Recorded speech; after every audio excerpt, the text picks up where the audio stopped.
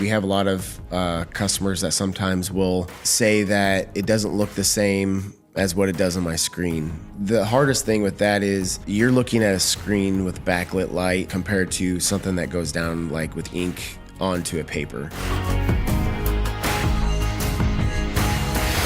On a printer, like if you go to your printer and if you have a color printer at home that has the 4 different cartridges, when you open it up, those 4 colors are what make every other color that gets printed out. Yep. Hey everybody, welcome back to the FIP Printing Pros podcast. I'm your host, Josh Steinison. With me, my co-host, Chris Lockwood. Hello. And we're going to be continuing on the series of going over the different topics that are commonly asked questions to help you understand better what is needed on different things. And today what we're going to be talking about is basically how to present your file properly and what to also expect as a result. And just kind of understanding the little different artwork tidbits to know like what to expect in the process. Yeah. And I'm going to tell you, so before we started recording this episode, we were talking about it, and this is one of those that you got to trust the experts, right? But we just want to give you a little bit of insight into what when they're talking about the different setups for the file and do you have a print ready file and all that. So this is going to be a very simple version of what takes someone probably years to master on a computer program. So don't get overwhelmed. We just want you to kind of understand what the whole premise is of having a file ready to go. Yes. Yep. And basically to start off, what I would say is one of the things to keep in mind, we have a lot of customers that sometimes will basically say that it doesn't look the same as what it does on my screen. And the color. Yeah. Exactly. And the hardest thing with that is you're looking at a screen with backlit light compared to something that goes down like with ink onto a paper. And there are subtle differences that you'll end up getting from those results. And the best way, if you can, because some people, what they do is they'll design it and send it as an RGB, which is like red, green, blue, I think is I'm pretty confident, which is like your backlit colors on like a screen type of thing. Whereas like CMYK is what we go off in the print world. So anytime that when you work with anybody as far as design wise, or you're the designer, always try to set it up as a CMYK. And when I say that, that's basically representing the 4 colors that a printer will use. Your C, which is now I'm gonna have to think. The C is the cyan, which is blue, I believe. Mm-hmm. Then you got M is magenta, pink. Then Y, yellow, and then K is black. Yeah. So essentially, what that is the on a printer. Like if you go to your printer. And if you have a color printer at home that has the 4 different cartridges, when you open it up, those 4 colors are what make every other color that gets printed out. Yep.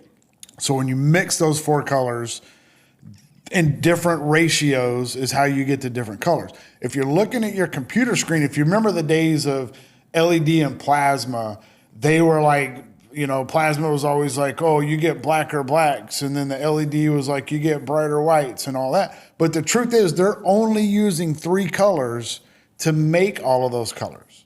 And it's not the same 3 colors when you print out. Yep. So that's why there'll be a little bit of difference in how those colors look on your computer screen. Yep. Plus you have the lights, when you say it's backlit, behind the screen, there's all these little pinpoints. Yep. That light up whatever you're seeing on your screen. Whereas on a printed paper, it's just paper background. It's just paper. So you're going to have a little bit different effect. The other thing that's going to affect it that as we're talking about, I think about is like if you go to Home Depot to buy paint, they have those little sample cards. If you'll notice, they have they have the little box with the 4 different kinds of light that shows you what that particular paint is going to look like. So you also have to keep that in mind, that whatever light you're under is going to affect the color as well. So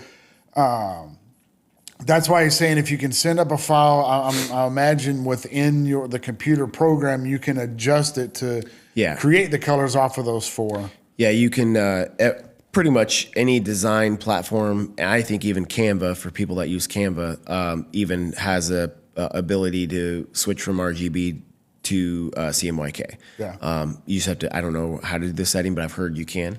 Again, I'll be honest, this is the episode that I'm not the expert necessarily on, my designer is, but I know enough to talk about it and try to explain it.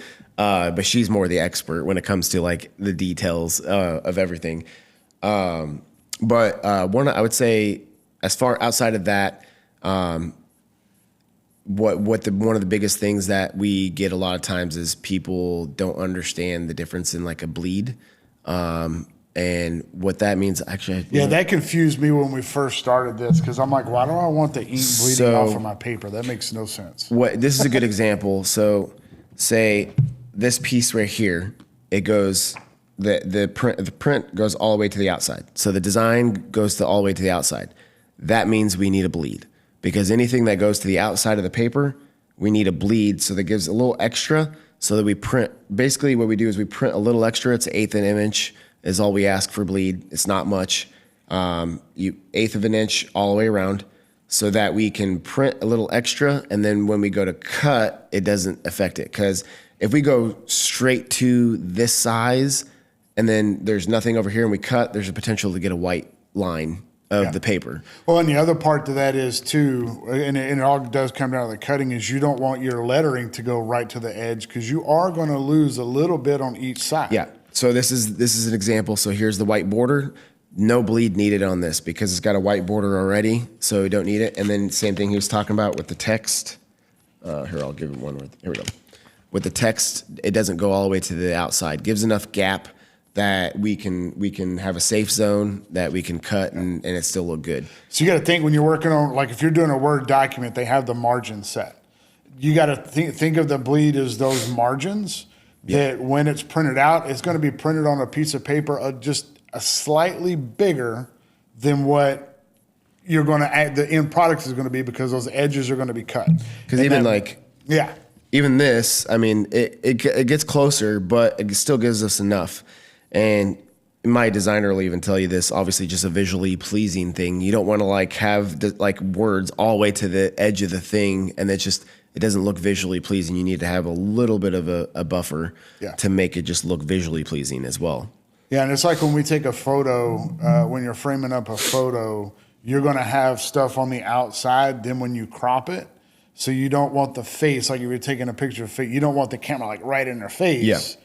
You got to have room to be able to just cut off just the outside edges. So whenever you're doing your design, build that into it automatically.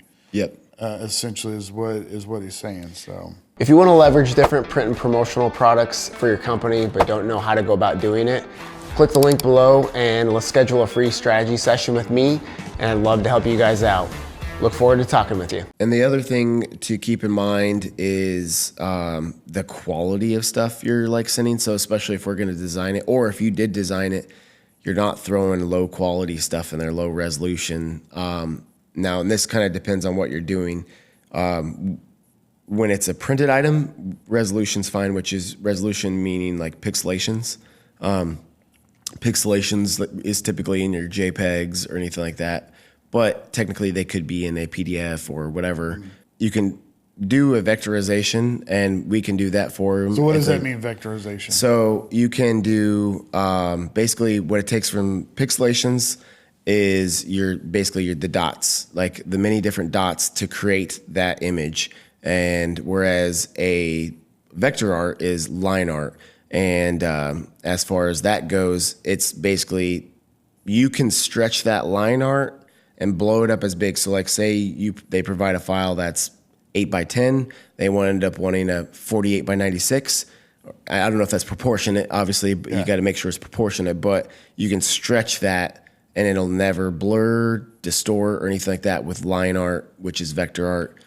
Yeah. But if it's the pixelations on a JPEG, the dot patterns, that you can only do so much with depending on what size is provided at the quality sent, because if you stretch it, then it starts to blur because you're only working with the same amount of dots that was provided in that file. So it can only stretch so much without blurring and distorting. The best way to understand is if you go on Microsoft Paint and draw a line and then zoom in as far as you can, you'll notice when you're zoomed out, it's a nice smooth line, but when you zoom in, it's little squares.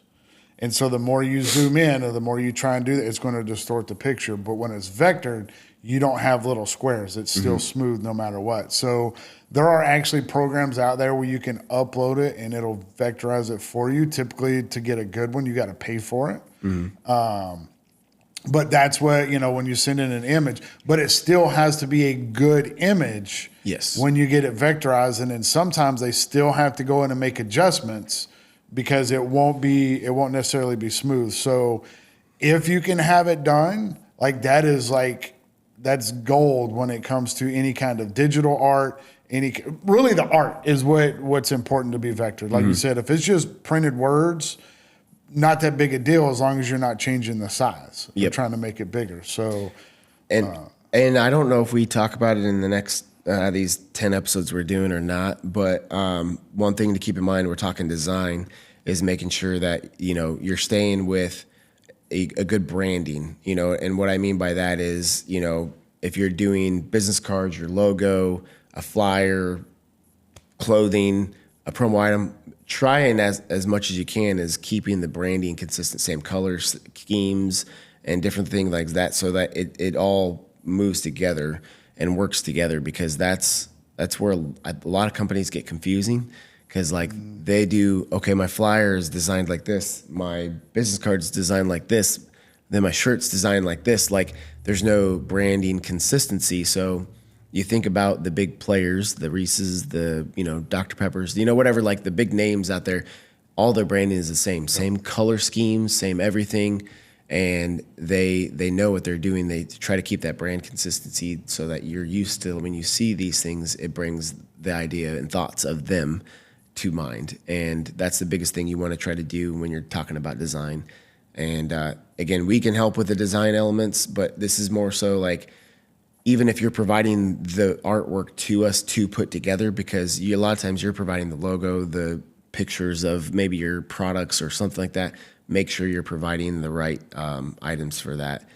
And again, I should have double checked this. I want to say it's 300 DPI is the right dot pattern that we need to get at least a good quality print. Hopefully, if I'm wrong, I'll put it in the comments. But again, I'm not the designer, but I'm pretty confident it's 300 DPI that we need. So, and I can tell you, AI generated images are not the best. Yeah, they're getting better, but they're not the best when it comes to having things printed. And a screenshot off of Google is not the best either. No, and I will say we are getting more people with AI now sending us that stuff. Always keep in mind to double check the details, because AI is not totally there yet. That they're some of the details, you might spelling. Spelling is usually the thing. It's a huge one. Yeah, they're not the best at spelling. There are some AI tools that they're really good with the spelling, but you have to pay for it and do it. Yeah. You might have 8 fingers, on one hand or something like that. So just always keep that in mind. We catch them, and we try to catch it if we know it's AI generated, but otherwise, a lot of times, if you provide the file to us, we're trusting that it's what you already know is right, and not knowing if you did it with AI or not. So just always double check that if you did create it with AI, because also we try to double check, but also that's not totally our job. We're putting together what you're sending us, and then we ask you to proof it. So make sure you're double checking that. And that's the biggest thing too. When we send the proof, make sure you're double checking everything, because we are human too. That, even as good as my designer is, she might misspell something on a typesetting job or something like that. So double check everything. Yep. So the key things, especially phone numbers, emails, websites, make sure those key things. If it's just a little misspelled word, not a big deal. One thing on the color I just thought about, and this is you can go look these things up. Brands there's codes. I think it's anywhere from a 5 to 6 digit code for colors. Oh yeah, PMS color. Yeah. Yeah. So that's another thing to if you're branding, Make sure you know that. Yes. So and that helps the designer adjust the colors Try to match. In order to match. So I don't know why I didn't think about that Yeah. earlier, but yeah, that's a big thing is to, if you know the brand's colors, and you can actually Google it. You can go on and Google, you know, what are the Tampa Bay Buccaneers branding colors. Yep. And it'll give you those codes. So that's just another thing to keep in mind. That helps you stay consistent throughout all of your branding materials and all that kind of stuff. 100%. Yeah, that's key. Like I said, trying to stay that consistent level of branding is huge. And whenever you're trying to do the marketing side of things, that's one of the biggest points. You want to be recognized, you want to be remembered, and one of the main reasons to do that is be consistent with what you're putting out there. Yep. So absolutely. All right. Well, that ends this episode. We'll see you guys next week on the next topic. And again, let's continue to grow together. It's time to step up, yeah. It's grind time, no more letting up. No, running faster, further, no more running up. Yeah, giving my all, no more giving up. Listen to me, step, it's time to step it up.